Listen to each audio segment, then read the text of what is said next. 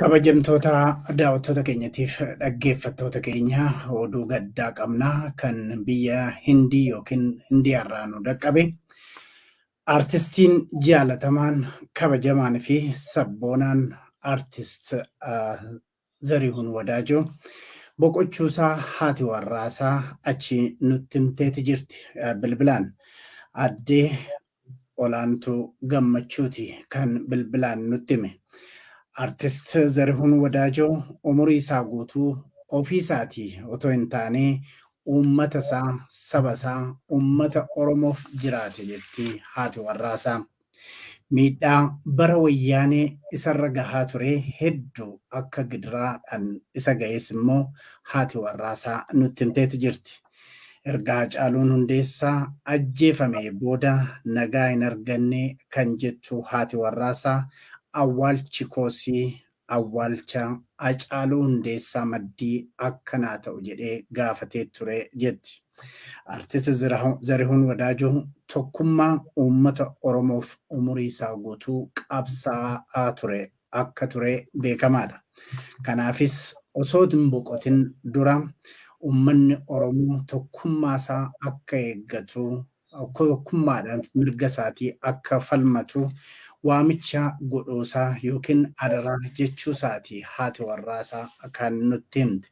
Egaa yeroo gabaabaa dura haadha warraasaa gara biyya Hindii yookiin Indiyaatti bilbilee dubbiseen ture wajjiniin haa dhaggeeffannu.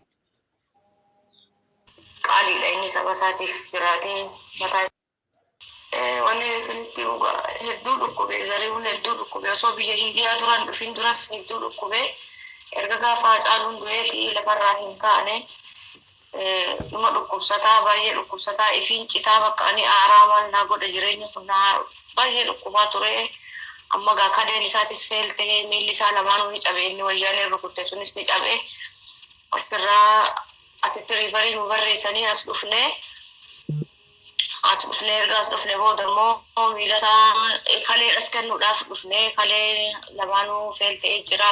Kalee mucaan isaa xiqqoon jirti ganna 23 isiin kaleen hin kanne jettee dhuftee erga as dhufne booda immoo dura miilli hojjetamu malee ta'u miilli isaa sarjarii ta'ee miilli fayyee malee kaleen dhaabbachuun ta'u yoo deddeeman malee jaanii dura sarjarii miila isaa godhanii miila tokko yeroo godhan booda nagaumaan bee ammas immoo lammata irratti miila lamaanuu ni cabee lamaanuu erga sarjarii tolchan booda inuma dadhabee gaduma deemaanii dhukkubaa bakka hedduu dhukkubee achirraa gara torban lama akkas wajjin haasa'ee wajjin bira teenyaa bira gara gaggalchinaa sammooda bakka ifollaalee pootaashiimiin isaa gabbu'aa dhiigni isaa gabbu'aa infekshiniin akka malee itti cime isa booddee ICU galee ICU keessatti dhaqnee ilaallaa sa'aatii lamaaf guyyaa nu fannanii ilaallaa osuma jiru baamma gargara eedaa boqote.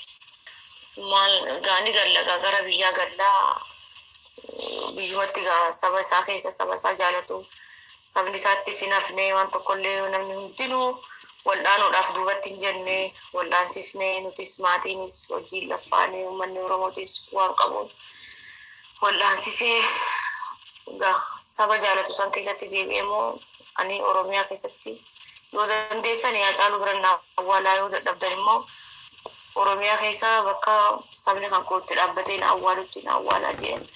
Sanirraan immoo waa'ee tokkummaa uummanni Oromoo tokkummaa yoo qabaachuu baate ammas waan tokko inni arginu jiru. Ani kana aarsuu waa saba kanaati takka mataa isaatiif hin yaadu lubbuu isaatiif yaadee takka hin beeku. Mataa isaatiif malee nam tokko mataa isaatiif malee waan tokko waan yaadu. Ammas gaa saba isaatiif qaaliidha inni saba isaatiif jiraatee mataa isaatiif hin jiraanne ijoollee isaatiif hin jiraanne. Saba isaa kan jaalatu sanirraa sokkee sabni isaa gaa bahee hundinuu bahee akka awwaallatanii sabni isaa akka awwaallatanii anumatti nu dhaamtadha jennee ko. Hayyee jajjabaadhu amma ofiifuu reefuu lubbuun reefu kana kan waan kana dhageessanii. Egaa jajjabaadhu jabeessitee tarii uummataanii maalirraa eegduu uummata kana biyya alaa jirtu biyya ambaa jirtu uummata Oromoo biyya keessa biyya alaa jirurraa maal eegduu dhaamsa yoo qabaatte tootti dabalte jedheen. Nuti kanaaf mucaa isaa ganna 23 nu harkatti boqotee baay'ee ulfaata biyya namaa keessatti baay'ee aarsaa guddaas kafalle ji'a lamaan kana keessatti aarsaa guddaa nu kafalchiise ganuu fayyadannee wajjin aarsaa kafalle ummanni Oromolleen kan qabus kan quban qabnellee nu wajjin aarsaa kafalaa ture numan iyyadha amma immoo hangaafe kana gaa ummanni Oromoo gartee biyya alaa jiranis addunyaarra jiran hundi ummanni Oromoo gadda isaa ibsatee goota isaanii kan akka gartee nagaan awwaallatanuman nagaan gaggeessanii awwaallatanii ummata kan kutiif dabarsa dajanii kan qabu miira keessa jira waan naasa ulleen beeku dajanii ko biyya namaa keessa jira biyya namaa keessatti ni ulfaata sila zariun irraan tana godhin malleef ture maal goona ni fayyadannee wajjin aarsaa kaffallee biyya namaa keessatti ammas umaatii miti ammas aarsaa kana numa baala keessa amma kuma biyyatti galu ummanni gamaa gamana akka nutti wacu ummata kan kootitti dhaammadha. Hayyee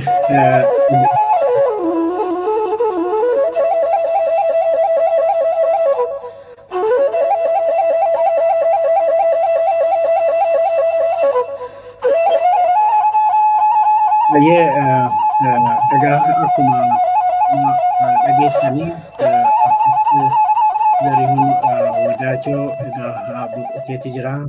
Sabboona jaalatamaa qabsaa mirga namaa keessattuu qabsaa Oromoo guddaa fi warra hangafoota artistoota keessaa tokko kan ta'e mee artistoota Oromoo wajjin yeroo baay'ee keessattuu warra yeroo duraa qabsootti umurii isaanii dabarsanii gara boodaatti immoo gargaarsa barbaadan wajjin kan yeroo baay'ee dabarsite masarata dhaaba Finfinneedha. Onlaayinii na wajjin jirti. Masiyarraa waan cimaadha. Uummata Oromootiifis walumaa galatti kana nama akka keetii nama immoo artistootatti siqee wajjin hojjetaa jiru. Lammata immoo artist Zarihuun Wadaajoo wajjin baay'ee walitti siqtee waan adda addaa hojjetaa akka turtedha.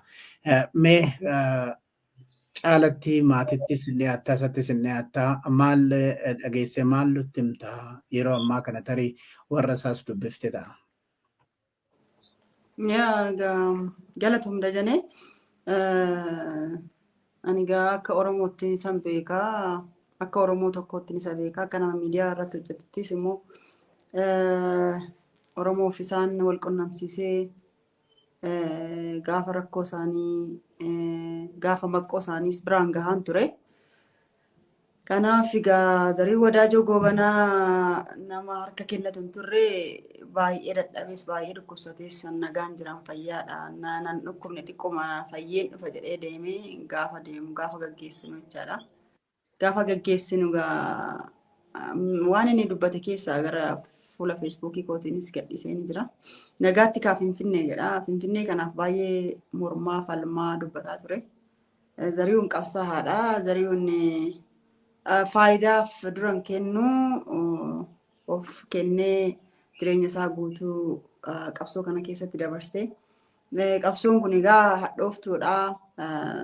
Qaamni isaa miidhamee miidhamni isaa sun immoo bara dulluma isaa keessa mul'ate. Dhukkubsatee raafuu hin dandeenye jechaadha. Egaa Oromoon gara walitti hin jabaatu.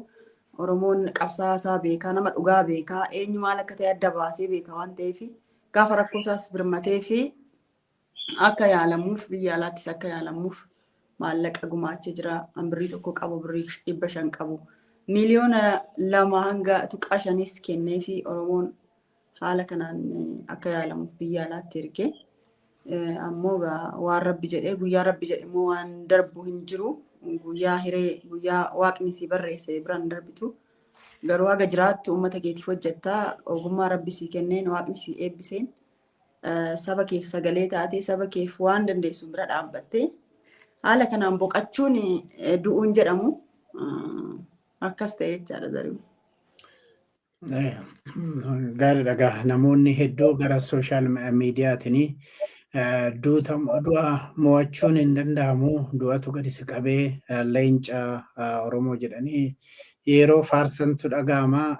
Tarii gama haadha warraa isaatiin baay'ee akka maatiitti waa walitti siqtuuf kan amma nutti himte keessaanatti kan himte biyya alaa jirraa egaa amma inni boqotee biyya alaa jirraa wanti isaa salphaa miti waan jechaa turte garii gama keetiin dhimma kana ilaalchee see wanti sitti himte wanti sitti dhaammatte jira.